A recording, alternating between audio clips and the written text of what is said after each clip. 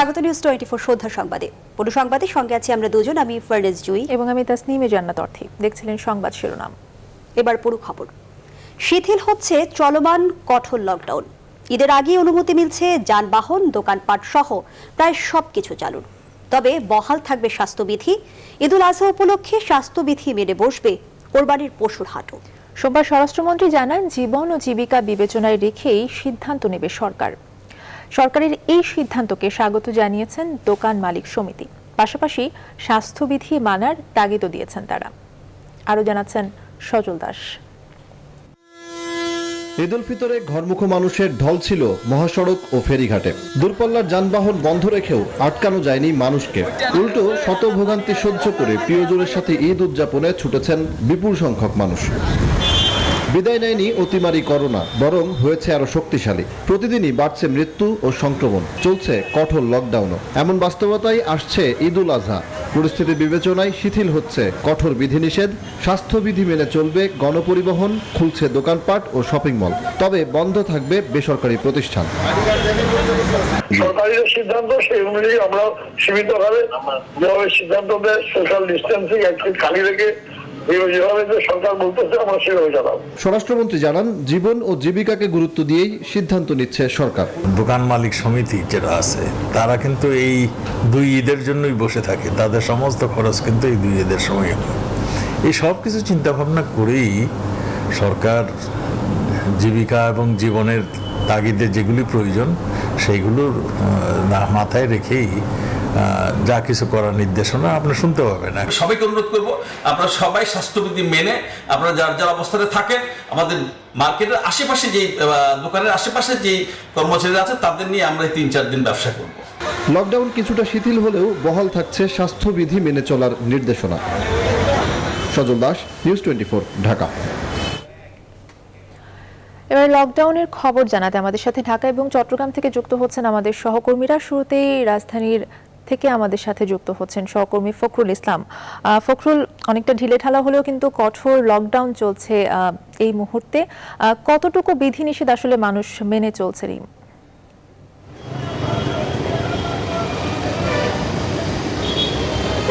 অর্থিক ধন্যবাদ আপনাকে। আপনি জানেন যে আগামী 14 তারিখ পর্যন্ত যে কঠোর লকডাউনের যে মেয়াদ সেটি থাকছে এবং এর পরপরই লকডাউন আজকে সরকারিভাবে যে ঘোষণাটি এসেছে, যে আমরা দেখলাম যে 14 তারিখের পরে লকডাউন বহাল থাকলে অনেকটা শিথিল হচ্ছে।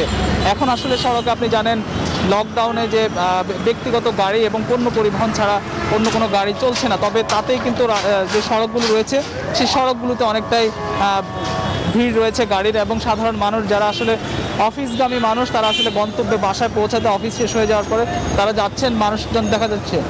তবে যে বিষয়টা আমরা লক্ষ্য করছি, স্বাস্থ্যবিধি আসলে কেউ মাস্ক পরছেন, কেউ পরছেন না। অনেকটা ঢিলেঢালাভাবে স্বাস্থ্যবিধি মানুষের মধ্যে আমরা লক্ষ্য করছি।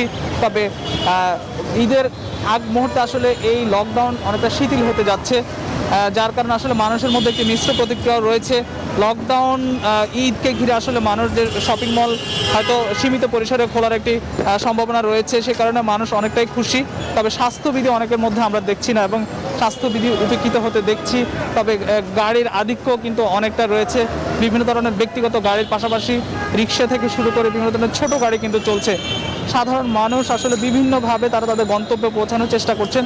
আমি রয়েছে আবদুল্লাপুরে, এখানে কিন্তু গাড়ির যেমন প্রচণ্ড ভিড় রয়েছে, একই সঙ্গে মানুষের চলাচলও কিন্তু রয়েছে। এই ছিল আমার কাছে আবদুল্লাপুর থেকে লকডাউনের সবশেষ পরিস্থিতি। আমরা যাব চট্টগ্রামে, নয়ন বড়ুয়া জয়, সেখান থেকে জানবো সেখানকার লকডাউন পরিস্থিতি। নয়ন বড়ুয়া জয়। ধন্যবাদ ফখরুল আপনাকে। আপনি যেমনটা ঢাকার খবর জানিয়েছেন, তেমনিভাবে বন্দরনগরী চট্টগ্রামেও যে খবর এসেছে আপনি জানেন যে লকডাউন শিথিল হওয়ার যে খবর, সে খবর শোনার পর থেকে কিন্তু দেখা যাচ্ছে পরিবহনও কিন্তু অনেকটা বেড়ে যাচ্ছে। এমনকি সন্ধ্যার পর থেকে আমি যেখানে আছি গুরুত্বপূর্ণ একটি জায়গা, ডিসি মোড়ে, কিন্তু আপনি অবশ্যই দেখতে পাচ্ছেন এই জায়গায় কিন্তু আমরা সকালবেলা এইভাবে কিন্তু পরিবহন আমরা দেখিনি। সন্ধ্যার পর থেকে কিন্তু আসলে অনেকটা পরিবহন বেড়ে গেছে, এমনকি যেমন খুশি তেমনভাবে কিন্তু পরিবহন চলাচল করছে। গণপরিবহনও কিন্তু বিভিন্ন কৌশলে কিন্তু তারা চলাচল করছে। তাহলে কিন্তু আপনি অবশ্যই বুঝতে পারছেন চট্টগ্রামেও কিন্তু করোনা সংক্রমণ কিন্তু অনেকটা বেড়ে যাচ্ছে। এমনকি 24 ঘন্টায় 9 জনের মৃত্যু হয়েছে, এমনকি 24 ঘন্টায় 700-র বেশি জন কিন্তু আসলে সংক্রমিত হয়েছে। কিন্তু ঠিক এই মুহূর্তে এইভাবে যে মানুষ যেমন খুশি তেমনভাবে চলাচল করলে সংক্রমণের হার কিন্তু অনেকটা বেড়ে যাবে বলে মনে করছেন স্বাস্থ্য অধিদপ্তরের পরিচালক সহ সিভিল সার্জন। তো পুলিশ প্রশাসনও কিন্তু সন্ধ্যার পরে আমরা একটু আগে যেমনটা আপনাকে দেখানোর চেষ্টা করেছি যে চেকপোস্টে, সেই চেকপোস্টও কিন্তু পুলিশকে আমরা দেখিনি। তো এই ছিল আমার এখানকার সর্বশেষ। আমি ফিরে যাচ্ছি স্টুডিওতে অত্রির কাছে। অনেক ধন্যবাদ জানাচ্ছি জয় এবং ফখরুলকে আমাদের সাথে লকডাউন পরিস্থিতি নিয়ে জানাতে। চট্টগ্রাম এবং রাজধানী থেকে যুক্ত হয়েছিলেন সহকর্মী ফখরুল ইসলাম এবং নয়ন বড়ুয়া। জয়। এবার দেশের করোনা পরিস্থিতি। 24 ঘন্টায় দেশে নতুন করে করোনা শনাক্ত হয়েছেন 13,768 জন। এখন পর্যন্ত একদিনে সর্বোচ্চ শনাক্ত। দেশের সরকারি হিসেবে মোট শনাক্ত হলেন 10,34,957 জন। এর আগে রোববার শনাক্ত হয়েছিলেন 11,874 জন। 24 ঘন্টায় করোনা আক্রান্ত হয়ে মারা গেছেন 220 জন। এ নিয়ে সরকারি হিসেবে মারা গেলেন 16,639 জন।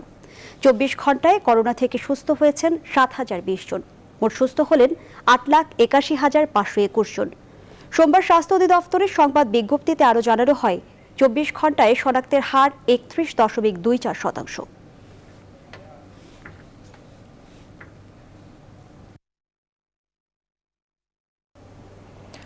করোনায় মৃত্যুর দিক থেকে এখন বিশ্বের শীর্ষ 10 দেশের একটি বাংলাদেশ। গেল এক সপ্তাহে বিশ্বে কোভিড-19-এর সবচেয়ে বেশি প্রাণহানি হয়েছে এমন দেশগুলোর মধ্যে বাংলাদেশের অবস্থান 10ম বলে তথ্য দিয়েছে বিশ্ব স্বাস্থ্য সংস্থা। WHO-র তথ্য অনুযায়ী প্রাণহানির দিক থেকে ব্রাজিল রয়েছে প্রথম অবস্থানে, তারপরেই রয়েছে ভারত। আর নতুন করোনা রোগী শনাক্তের দিক থেকে 12তম অবস্থানে রয়েছে বাংলাদেশ।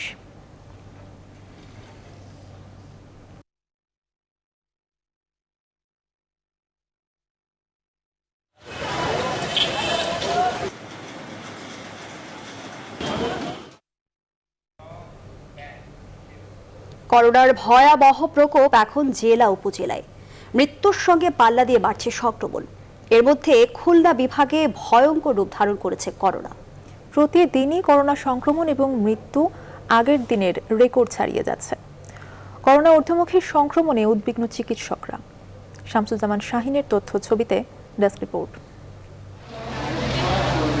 করোনার হটস্পট খুলনা বিভাগে প্রতিদিনই বাড়ছে আক্রান্ত ও মৃত্যুর হার। এই বিভাগে এ পর্যন্ত করোনায় মারা গেছেন 1,593 জন। এর মধ্যে খুলনা জেলায় সর্বোচ্চ 416 জন, কুষ্টিয়ায় 341, যশোরে 218 এবং ঝিনাইদহে 131 জনের করোনায় মৃত্যু হয়েছে। সংক্রমণ বৃদ্ধি পাওয়ায় হাসপাতালগুলোতে শয্যা ও আইসিইউ সংকট দেখা দিয়েছে। চিকিৎসকরা বলছেন ডেল্টা ভ্যারিয়েন্ট ছড়িয়ে পড়ায় দ্রুত সংক্রমণ বাড়ছে। এছাড়া মুমূর্ষু রোগীদের হাসপাতালে আনতে দেরি করা এবং স্বাস্থ্যবিধি মেনে না চলার কারণে করোনা মৃত্যুর পাশাপাশি পাল্লা দিয়ে বাড়ছে সংক্রমণ। যে করোনা আক্রান্ত রোগী থাকেন তাকে তো আমরা বলে দিই যে আপনারা আইসোলেশন মেনটেন করবেন, 14 দিন বাইরে আসবেন না, মাস্ক পরে থাকবেন, কিন্তু তাদের ফ্যামিলি মেম্বারদেরকে সেই সাপোর্টও তো আমরা দিতে পারি। তবে অতিরিক্ত রোগীর চাপ সামলাতে জনবল বৃদ্ধি সহ চিকিৎসা সুবিধা বৃদ্ধির কথা বলেছেন হাসপাতাল কর্তৃপক্ষ। আমাদের একটু ম্যান পাওয়ার বাড়াতে হবে। আমাদের সেন্ট্রাল অক্সিজেন সাপ্লাই সকল পেশেন্টদের জন্য সহজীকরণ করতে হবে, তাহলে এটা অনেক কমানো যাবে। এদিকে সংক্রমণের জন্য ঝুঁকিপূর্ণ মানুষদের চিহ্নিত করে কোয়ারেন্টাইনের ব্যবস্থা না করে শুধু লকডাউন দিয়ে সংক্রমণ কমানো যাবে না বলে মনে করেন সংশ্লিষ্টরা। যেখানে 60% লোক আক্রান্ত এবং তারা এটি ছড়াতে পারে বা সেখানে এটি ঝুঁকিপূর্ণ এলাকা, তার মধ্যে আমরা লকডাউন করব। লকডাউন পুরোপুরি কার্যকর হলে 10 দিন পর থেকে সংক্রমণ কমতে পারে বলে মনে করেন সংশ্লিষ্টরা। এই পজিটিভ সংক্রমণের ইয়েটা পেতে আমাদেরকে, যদি আমরা লকডাউন সত্যিকার কার্যকর হয় তাহলে একটা বিচ্ছিন্ন হয়ে যাচ্ছে সবাই। এই বিচ্ছিন্ন হলে আমরা আশা করতেছি যে 10 দিন পরে আমরা এই রেজাল্টটা আমরা পাবো। স্বাস্থ্য বিভাগের তথ্য মতে খুলনা বিভাগে 10 জেলায় রোববার পর্যন্ত করোনায় আক্রান্ত হয়েছেন 71,550 জন। Desk report, news 24। সারা দেশে আবারও শুরু হলো গণটিকা কার্যক্রম। দেশের জেলা উপজেলায় দেয়া হচ্ছে চীনের তৈরি সিনোফার্মের টিকা। আর মঙ্গলবার থেকে সিটি কর্পোরেশন এলাকায় দেওয়া হবে কোভ্যাক্সের মডার্না টিকা। তবে ভিসার মেয়াদ 1 মাসের কম থাকা বিদেশগামী কর্মীরা 1 ডোজ টিকা নিয়ে পড়েছেন এখন নতুন বিপদে। বিশেষজ্ঞরা বলছেন, গণটিকা কার্যক্রমে সুফল পেতে বয়সসীমা 18-তে নামিয়ে আনতে হবে। আরিফিন শাকিল জানাচ্ছেন বিস্তারিত। দ্বিতীয় দফা দেশে টিকা প্রয়োগ শুরু হলেও সীমাবদ্ধ রাখা হয় রাজধানীতে। অবশেষে সেই সীমাবদ্ধতা কেটেছে। দেশের সব জেলার নির্ধারিত হাসপাতালে টিকার কার্যক্রম শুরু হওয়ার কথা জানিয়েছে স্বাস্থ্য অধিদপ্তর। আগে থেকে সুরক্ষা অ্যাপে নিবন্ধনকারীরা এখন টিকা নিতে পারছেন। চীনের তৈরি সিনোফার্মের টিকা নিতে রাজশাহী, যশোর, ফরিদপুর সহ বিভিন্ন জেলার মানুষের আগ্রহ ছিল চোখে পড়ার মতো। মঙ্গলবার থেকে সিনোফার্মের টিকা দেওয়া শুরু হবে উপজেলা পর্যায়ে। একই দিনে 12 সিটি কর্পোরেশনে শুরু হবে মডার্নার টিকার প্রয়োগ। টিকা দিয়ে যতটুকু সুরক্ষা পাবো এটা আলহামদুলিল্লাহ। নিজেও টিকা দিয়েছি, টিকা দেওয়ার সময় কোনো ভয়ভীতি বা কোনো সমস্যা বোধ করিনি। দেশে এখন টিকার মজুদ আছে প্রায় 58 লাখ। আগস্টের শুরুতে ফাইজার ও সিনোফার্মের নতুন চালান যুক্ত হলে মজুদের পরিমাণ কোটি ছাড়াবে। বিশেষজ্ঞরা বলছেন, সময় এসেছে টিকা গ্রহীতার বয়সসীমা কমিয়ে আনার। প্রান্তিক অঞ্চলে এনআইডি দিয়ে অন স্পট নিবন্ধনের সুযোগ রেখে টিকা নেয়ার। টিকাদান ব্যবস্থাপনায় একটি গতি আনতে হবে। অনলাইন বা অ্যাপ ভিত্তিক নিবন্ধন বন্ধ করে 18 বছরের ঊর্ধ্বে যে কেউ জাতীয় পরিচয়পত্র নিয়ে টিকাদান কেন্দ্রে গেলেই যেন সহজে টিকা দিতে পারে সেই ব্যবস্থা করতে হবে। একই সাথে দেশের যে জনগোষ্ঠী ভার্নারেবল বা ঝুঁকির মধ্যে রয়েছে তাদেরকে টিকা দেওয়ার জন্য দ্রুত আওতায় আনতে হবে। তবে শুধু ফাইজারের টিকা নেওয়া বাধ্যতামূলক করায় নতুন বিপদে সৌদি আরবগামী কর্মীরা। প্রথম ডোজ নেয়ার 28 দিন পর দ্বিতীয় ডোজ নেওয়ার নিয়ম থাকায় যাদের ভিসার মেয়াদ শেষের দিকে তারা এখন নতুন ভোগান্তিতে। আমি 1 ডোজ দিছি, আগামী মাসের আগস্টের 9 তারিখে আমার আরেক ডোজ দেওয়ার ডেট। কিন্তু 2 ডোজ দেওয়ার পরে কি আমি যেতে পারবো এটা কোনো শিওর না। আমার ফ্লাইট হয়েছে 29 তারিখ। আমার দ্বিতীয় ডোজ নিতে গেলে আমার ভিসার মেয়াদ থাকবে না। বিশ্ববিদ্যালয়ে অনাবাসিক শিক্ষার্থীরা এখনো টিকা নিবন্ধনের সুযোগ না দেয় উদ্বেগ প্রকাশ করেছেন অভিভাবকরা। আরিফিন শাকিল, নিউজ 24, ঢাকা। যুক্তরাজ্য থেকে প্রকাশিত মানবাধিকার এবং গণতন্ত্র রিপোর্টটি গ্রহণযোগ্য নয় বলে মন্তব্য করেছেন পররাষ্ট্রমন্ত্রী এ কে আব্দুল মোমেন। এ বিষয়ে দেশটিতে আনুষ্ঠানিক চিঠি পাঠাবে বলেও মন্তব্য করেন তিনি। সোমবার নিজ দফতরে তিনি সাংবাদিকদের জানান, যুক্তরাজ্যের ওই রিপোর্ট তথ্য নির্ভর নয়। গঠনমূলক তথ্য দিলে সেটি কাজে আসবে, কিন্তু বানোয়ার তথ্য যে উদ্দেশ্যমূলকভাবে দেওয়া হয় তা সবাই বুঝতে পারে। তিনি আরও বলেন, তাদের উচিত এই ধরনের প্র্যাকটিস বন্ধ করা।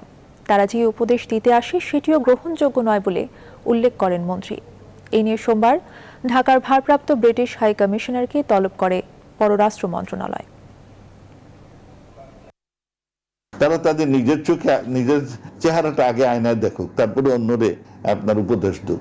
নিজের দেশের অবস্থান ভালো করতে পারে না অন্যদের নিয়ে গাটাগাটি করে। যে স্টপ দিস প্র্যাকটিস। আমরা চাই তারা যে রিপোর্ট দিবে এগুলো তথ্য নির্ভর হলে আমাদের জন্য উপকার। আর যদি বানোয়াট দেওয়া হয় তাহলে এটা কিন্তু মোটেই কাজে না। এটা তখন মনে হবে যে ইট ইজ সাম বিশেষ উদ্দেশ্য প্রণীতভাবে করেছে। নারায়ণগঞ্জের জঙ্গিদের টার্গেট ছিল পুলিশ, জানালেন টেরোরিজম ইউনিটের কর্মকর্তারা। সাম্প্রতিক সময়ে জঙ্গিদের ব্যবহার করা যে কোনো বোমার তুলনায় এগুলো ছিল আরও বেশি শক্তিশালী। জঙ্গি সংগঠনগুলো যেন মাথা চারা দিয়ে উঠতে না পারে সেজন্য আইন শৃঙ্খলা বাহিনীকে নজরদারি বাড়ানোর তাগিদ সংশ্লিষ্টদের। সেলিম খানের ক্যামেরায় বিস্তারিত জানাচ্ছেন মৌ খন্দকার। নারায়ণগঞ্জের 2500 নোয়াগাঁও এলাকার জঙ্গি আস্তানা। রোববার রাতে এই কক্ষ থেকে 3টি শক্তিশালী আইইডি বোমা উদ্ধারের পর নিষ্ক্রিয় করে কাউন্টার টেররিজম ইউনিট। পুলিশের চেকপোস্ট ও পুলিশ বক্সকে টার্গেট করে শক্তিশালী এসব বোমা তৈরি করে নিষিদ্ধ ঘোষিত জঙ্গি সংগঠন নব্য জেএমবির সদস্যরা। সরেজমিনে গিয়ে দেখা যায় 1.5 বছর আগে নোয়াগাঁও মসজিদের মুয়াজ্জেম ও ওয়াক্তের নামাজের ইমামতি করার চাকরি নেয় মামুন। এলাকাবাসী ধারণাই করতে পারেনি সে জঙ্গি কার্যক্রমে যুক্ত।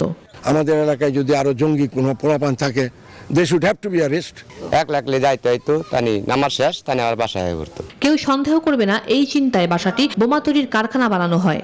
ব্যবহার কারোর সাথে কথা মতো তো কমই বলতো, উনি গম্ভীর মুখে থাকতো সবসময়। নামাজ পড়ে উনি রুমে চলে যেত। সোমবার দুপুরে এই নিয়ে সংবাদ সম্মেলনে বিস্তারিত জানান কাউন্টার টেররিজম ইউনিট প্রধান। স্লিপার সেল পদ্ধতিতে কাজ করে জানেন একজনের নির্দেশেই, তারা আমিরের নির্দেশেই দুইজন আলাদা আলাদাভাবে কাজ করতো এবং তারা সরাসরি ওই তথাকথিত আমিরের তত্ত্বাবধানেই কাজ করতো। দুই গ্রুপের সাথে কোনো এখন পর্যন্ত আমরা কোনো যোগাযোগ পাইনি, বাট আমাদের জিজ্ঞাসাবাদ অব্যাহত আছে। জঙ্গি সংগঠনের সাথে সম্পৃক্তদের প্রত্যেককেই আইনের আওতায় আনার কথাও জানান তিনি। মহামারী করোনার মধ্যে আবারও সক্রিয় হয়ে উঠেছে জঙ্গি সংগঠনগুলো। গোয়েন্দারা বলছে বড় ধরনের নাশকতার পরিকল্পনা ছিল তাদের। এবারও তাদের মূল টার্গেট ছিল আইন শৃঙ্খলা রক্ষাকারী বাহিনী। মৌ খন্দকার, নিউজ 24, 2500, নারায়ণগঞ্জ। রাজধানীর ভাটারার নুরিল চালা এলাকায় অভিযান চালিয়ে 50 লাখ জাল টাকার নোট এবং টাকা তৈরির বিভিন্ন সরঞ্জাম জব্দ করেছে গোয়েন্দা পুলিশ। সোমবার দুপুরে এই অভিযান চালায় গোয়েন্দা পুলিশের গুলশান বিভাগ। এ সময় আটক করা হয় মূল হোতা রহিম ও তার স্ত্রী সহ 5 জনকে। বিস্তারিত মাসুদা লাবণীর প্রতিবেদনে। আসল টাকার মতো এভাবেই জাল নোট তৈরি করতেন রহিম। দেখে বোঝার উপায় নেই, শুধু কাগজে সামান্য তফাৎ। রহিম জানান মাসে 20 লাখ জাল টাকা সরবরাহ করতেন।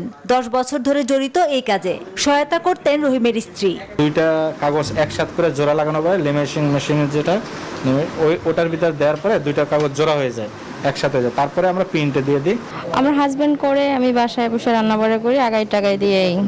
টাকা বানানোর জন্য ঘরোয়া পরিবেশে কয়েকজন কাজ করলেও বিভিন্ন স্থানে ছড়িয়ে দিতেন বিশেষ চক্র। গোয়েন্দা পুলিশের ঊর্ধ্বতন কর্মকর্তারা জানান এই চক্রের বিরুদ্ধে অভিযান অব্যাহত থাকবে। সেই আইনটা যদি তাড়াতাড়ি বাস্তবায়ন হয়ে যায় তাহলে জাল টাকার কারবারিদের এবং ব্যবসায়ীদের ব্যাপারে আমরা আরো স্পেসিফিক ধারাতে মামলা দিতে পারবো। আজকে যে দলটিকে আমরা ধরেছি, রহিম এবং ফাতেমা, এদের বিরুদ্ধে আগেও একাধিক জাল টাকা বানানোর মামলা আছে। কুরবানি ঈদ সহ অন্যান্য জায়গায় যেহেতু এই মুহূর্তে প্রচুর কাঁচা টাকার ক্রয় বিক্রয় হয়, তো সেটাকেই আসলে টার্গেট করে তারা বাজারে জাল টাকা ছড়িয়ে দেয়। ক্রেতা যাদেরকে গ্রেপ্তার করেছি তারা এসেছিল, তারা বলেছে যে 1 লক্ষ টাকার বান্ডিল তারা 15 থেকে 16 হাজার টাকায় ক্রয় করে এবং তারা নিয়েই এটা রাস্তাঘাটে ছড়িয়ে দেয় বিভিন্ন জায়গায়। অভিযানে মূল হোতা রহিম ও তার স্ত্রী সহ 5 জনকে আটক করা হয়। জব্দ করা হয় নকল টাকা ও অন্যান্য সরঞ্জাম। মাসুদা লাবণী, নিউজ 24, ঢাকা। সন্ধ্যার সংবাদের এই পর্যায়ে একটা বিরতি নিচ্ছে। ফিরছে আরো খবর নিয়ে, সঙ্গেই থাকুন। আবারও স্বাগত। দেখছে নিউজ 24 সন্ধ্যার সংবাদ।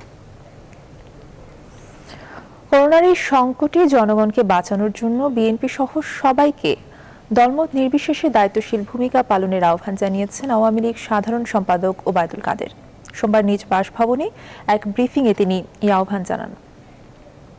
আমি বিএনপি সহ সকলকে দলমত নির্বিশেষে জনগণকে বাঁচানোর জন্য দায়িত্বশীল ভূমিকা পালনের আহ্বান জানাচ্ছি।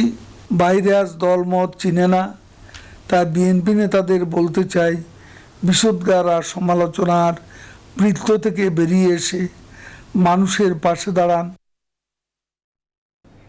যে সরকার শ্রমিকদের নিরাপত্তা দিতে পারে না, রূপগঞ্জে 52 জন শ্রমিক পুড়ে মরে যাওয়ার পরও যে সরকার রাষ্ট্রীয় শোক পালন করতে পারে না, সে সরকার অবশ্যই শ্রমিক বান্ধব নয় বলে অভিযোগ করেছেন শ্রমিক দলের নেতারা।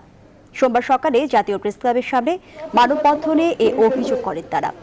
বলেন, করোনার সময়ে শ্রমিকরা কাজ হারা হয়েছে, কোনো সাহায্য পায়নি, উল্টো কোটি কোটি টাকা প্রণোদনা পেয়েছেন মালিক পক্ষ। নিহত শ্রমিকদের পরিবারকে পুনর্বাসন করা সহ তাদের আর্থিক ক্ষতিপূরণ দাবি করে দায়ীদের দৃষ্টান্তমূলক শাস্তির দাবি করেন বিএনপি নেতারা। গ্রামে হাজিরাবাদ শহীদ প্রেসিডেন্ট জিয়াউর রহমান অমর হোক। বাংলাদেশ জাতীয়তাবাদী শ্রমিক দল কেন্দ্রীয় নির্বাহী কমিটি। কলকারখানা তৈরির বিধি বাস্তবায়নের ব্যর্থতায় নারায়ণগঞ্জের সজীব ফুড ফ্যাক্টরিতে আগুনে অঙ্গার হয়েছে 1/2 শতাধিক শ্রমিক। এই ব্যর্থতার কিছুটা দায় স্বীকার করেছে কলকারখানা পরিদর্শন অধিদপ্তর। অধিদপ্তরের যুগ্ম মহাপরিদর্শকের অভিযোগ, বেশিরভাগ কারখানা মালিকই মানতে চান না নিরাপত্তা বিধি। আর বিশ্লেষকরা বলছেন, কলকারখানা ও শ্রমিক জীবন নিরাপদ করতে মালিক ও নিয়ন্ত্রণকারী কর্তৃপক্ষ উভয়েরই দায় রয়েছে। বিস্তারিত ফখরুল ইসলামের রিপোর্ট। অর্থনীতির চালিকা শক্তি কলকারখানা ও তার শ্রমিকরা, অথচ গত 3 দশকে সারা দেশে 1 ডজনেরও বেশি কলকারখানা দুর্ঘটনা দেখেছে দেশবাসী, যেখানে প্রাণ গেছে হাজার হাজার শ্রমিকের। প্রশ্ন উঠেছে, যেখানে শ্রমিক বা কলকারখানা নিরাপদ নয়, সেখানে কতটা নিরাপদ অর্থনীতি? আর এই কলকারখানা দেখভালের দায়িত্ব যাদের, তারাই বা কতটা করছেন দেখভাল? আপনি যদি র্যান্ডাম একটা জিনিস পরিদর্শন না করেন, সেখানে তো আপনার ঘাটতি থাকবেই। আমাদের ঘাটতি থাকতেই পারে, এটা অস্বীকার করার কিছু নাই। দেশে মোট কলকারখানা, গার্মেন্টস ও নন গার্মেন্টস মিলিয়ে 60,000-এরও বেশি, যেখানে শ্রমিক সংখ্যা কয়েক কোটি। অথচ কারখানা ও তার শ্রমিকদের নিরাপত্তা নিশ্চিতের দায়িত্বে থাকা কর্তৃপক্ষ দায়হীন। আমাদের গাড়ির দায়ের চেয়ে বেশি হলো মালিকের দায়, কারণ তার প্রতিষ্ঠান। যাদের দায়িত্ব ছিল পুরো ব্যাপারগুলোকে তদারকি করা, সেখানেও কিন্তু আমরা গাফিলতি দেখতে পেয়েছি, যেটি অত্যন্ত দুঃখজনক। এবং আমরা মনে করি যে দুর্ঘটনার পেছনে তাদের প্রত্যেকেরই দায় রয়েছে। বিশ্লেষকরা বলছেন, কারখানার নিরাপত্তায় আইন প্রণয়ন ও প্রয়োগের সব দায় নিয়ন্ত্রণকারী কর্তৃপক্ষকেই নিতে হবে। আইনের দুর্বলতা অবশ্যই আছে। এখানে যারা সংসদে আইন পাশ করবেন তারা কারা? তারা কি তাদের বিপক্ষে আইন পাশ করতে যাবে কখনো? আইনটি তো তৈরি করবার দায়িত্ব তো একই মন্ত্রণালয়ের। কোন অপরাধের জন্য কতটুকু শাস্তি হবে, ক্ষতিপূরণ কি হবে, এটি তো তারাই নির্ধারণের দায়িত্ব নিচ্ছে। কাজেই এটি তো এই কথা বলে তো আমরা দায় এড়াতে পারবো না। অধিদপ্তরের এই যুগ্ম মহাপরিদর্শক বললেন, কারখানা যা আছে তার বেশিরভাগই মানেন না নিরাপত্তা বিধি। আইন অমান্যকারী কারখানার বিরুদ্ধে ব্যবস্থা নিতেও নেই কঠোর কোনো আইন। আর জরিমানা আছে মাত্র সর্বোচ্চ 25,000 টাকা, যা নিরাপত্তা বিধি লঙ্ঘন ঠেকাতে যথেষ্ট নয়। কেউ তো জেল দেয় না, জেলও যদি দিত 1 দিন 2 দিন তাও ভালো ছিল। ওই 25,000 টাকার চেয়ে এই ক্ষমতা দিয়ে তো আপনি মালিককে ধরতে পারতেছেন না। এক্ষেত্রে বিশ্লেষকদের পরামর্শ, নিরাপদ কারখানা গড়তে যুগোপযোগী আইন করে কার্যকর ভূমিকা নিতে হবে। ফখরুল ইসলাম, নিউজ 24, ঢাকা। আন্তর্জাতিক বাজারে দাম বৃদ্ধির সঙ্গে পাল্লা দিয়ে ভারতের খুচরা বাজারে বাড়ছে জ্বালানি তেলের দাম। গেল 68 দিনে অন্তত 38 বার তেলের দাম বেড়েছে দেশটিতে। শুধু পেট্রোলে নয়, ডিজেলের দামও কোনো কোনো রাজ্যে সেঞ্চুরি হাঁকিয়েছে। বাংলাদেশের সঙ্গে ভারতের বিভিন্ন অঞ্চলের জ্বালানি তেলের দামের পার্থক্য দাঁড়িয়েছে লিটারে 28 টাকা থেকে 53 টাকা পর্যন্ত। দামের এই বিস্তর ফারাকের কারণে বাংলাদেশ থেকে বিপুল পরিমাণ জ্বালানি তেল পার্শ্ববর্তী দেশে পাচার হওয়ার আশঙ্কা দেখা দিয়েছে। আরও জানাচ্ছেন হাবিবুল ইসলাম হাবিব। গেল কয়েক মাস ধরে পার্শ্ববর্তী দেশ ভারতের বিভিন্ন রাজ্যে জ্বালানি তেলের মূল্য বেড়েছে লিটারে 28 থেকে 53 টাকা পর্যন্ত, যা নিয়ে দেশটির নাগরিকদের মধ্যে দেখা দিয়েছে চরম অসন্তোষ। ভারত বন্ধ কর্মসূচিও পালন করে বিরোধী দলগুলো, কিন্তু তাতেও মূল্য কমেনি। ভারতের সাধারণ মানুষ জ্বালানি তেলের মূল্য কমানোর দাবি জানিয়ে বলেন, এর প্রভাব পড়েছে পণ্যবাজারেও। দামটা অতিরিক্ত বেড়ে গেছে, এটা মানুষের এটা মানে এক্সট্রা একটা চাপ বেড়ে গেছে আর কি। তেলের দাম বেড়ে যাওয়া মানে গ্যাসের দাম বেড়ে যাওয়া, সব এভরিথিং বাড়বে, তাতে আমাদের একটু অসুবিধা হচ্ছে। এমন পরিস্থিতিতে বাংলাদেশের সীমান্ত দিয়ে ভারতে জ্বালানি তেল, বিশেষ করে ডিজেল, পেট্রোল, অকটেন পাচারের অভিযোগ আসছে। সন্ধ্যার পরই শুরু হয় তেল পাচারের মহোৎসব। যশোর, রাজশাহী, দিনাজপুর, কুমিল্লা, সাতক্ষীরা সহ সীমান্তবর্তী জেলা দিয়ে পাচার হচ্ছে তেল। আমরা আজকে নতুন নিয়ে আসলাম, তো দেখি আসলে বাংলাদেশ থেকে দাম বেশি কিনা। আর এটা প্রতিনিয়ত প্রায় ঘটে। বাংলাদেশে যখন তেলের দাম কম হয় তখন বেনাপোল রোড দিয়ে তখন তেল দেখা যায় চোরাই পথে চলে যায়। এছাড়া প্রতিদিন শত শত ভারতীয় ট্রাক বাংলাদেশে পণ্য নিয়ে আসছে। আসার সময় সামান্য তেল নিয়ে তারা বাংলাদেশে ঢুকলেও ফিরছে ট্যাঙ্ক পূর্ণ করে। এছাড়াও বছরের পর বছর ধরে বাংলাদেশ পেট্রোলিয়াম কর্পোরেশনের ভর্তুকির টাকায় কেনা তেল এখন অরক্ষিত সীমান্ত ও সমুদ্রপথেও পাচারের আশঙ্কা করছেন বিশেষজ্ঞরা। গত কয়েক মাস ধরেই বিশ্বব্যাপী জ্বালানি তেলের দাম লাফিয়ে লাফিয়ে বাড়ছে। যখন বড় রকমের ইনসেন্টিভ স্ট্রাকচার ক্রিয়েট হয় তখন এই ধরনের ট্রান্সফার বা কালোবাজারি বেড়ে যায় এবং বর্তমানে সেই পরিস্থিতির সৃষ্টি হয়েছে। বিপিসি সূত্র জানায়, জ্বালানি তেলের আন্তর্জাতিক ও দেশীয় দরের মধ্যে পার্থক্য থাকায় বছরের পর বছর লোকসানে পরিচালিত হচ্ছে সংস্থাটি। গত 2014-15 অর্থ বছরে লাভের মুখ দেখলেও 2012-13 অর্থ বছরে 11,372 কোটি টাকা, 2011-12 অর্থ বছরে 8,840 কোটি টাকা লোকসান করে বিপিসি। 2018 সালের ডিসেম্বরে সংস্থাটি আবারও লাভের মুখ দেখলেও আন্তর্জাতিক বাজারে তেলের মূল্য বৃদ্ধির ফলে আবারও ভর্তুকি গুনতে হচ্ছে প্রতিষ্ঠানটিকে।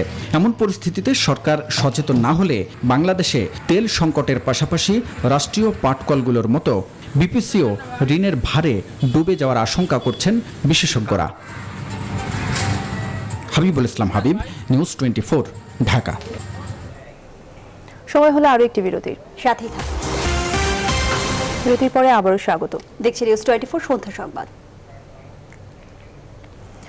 চট্টগ্রামের আলোচিত মাহমুদা খানম মিতু হত্যা মামলার 3 আসামির দেশ ত্যাগে নিষেধাজ্ঞা দিয়েছেন আদালত।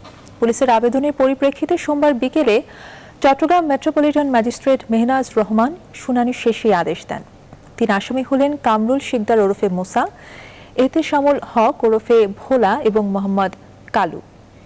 নগর পুলিশের সহকারী কমিশনার কাজী শাহাবুদ্দিন আহমেদ জানান, মাহমুদা হত্যার 3 আসামির দেশ ত্যাগে নিষেধাজ্ঞা চেয়ে আদালতে আবেদন করে পিবিআই। শুনানি শেষে আদালত 3 আসামির দেশ ত্যাগে নিষেধাজ্ঞা দেন।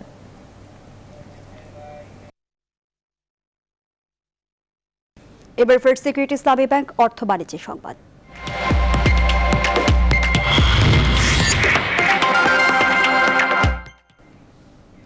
পবিত্র ঈদুল আজহা উপলক্ষে এবার রাজধানী ঢাকায় 18টি অস্থায়ী পশুর হাট বসছে। এর মধ্যে ঢাকা দক্ষিণ সিটি কর্পোরেশন এলাকায় 10টি এবং ঢাকা উত্তর সিটি কর্পোরেশন এলাকায় 8টি হাট বসবে। 17 জুলাই এসব হাটে পশু কেনাবেচা শুরু হবে। হাটগুলো পরিচালনার জন্য 46টি শর্ত দেওয়া হয়েছে, থাকবে ভ্রাম্যমাণ আদালতও। সোমবার মৎস্য ও প্রাণী সম্পদ মন্ত্রণালয় থেকে বিজ্ঞপ্তি দিয়ে বলা হয়েছে, করোনার সংক্রমণ রোধে সরকার সারা দেশে কোরবানির পশু ক্রয় বিক্রয়ে অনলাইন প্ল্যাটফর্ম চালু করেছে। খামারি ও ক্রেতা সাধারণকে কোরবানির পশু অনলাইনে ক্রয় বিক্রয়ের অনুরোধ করা হচ্ছে।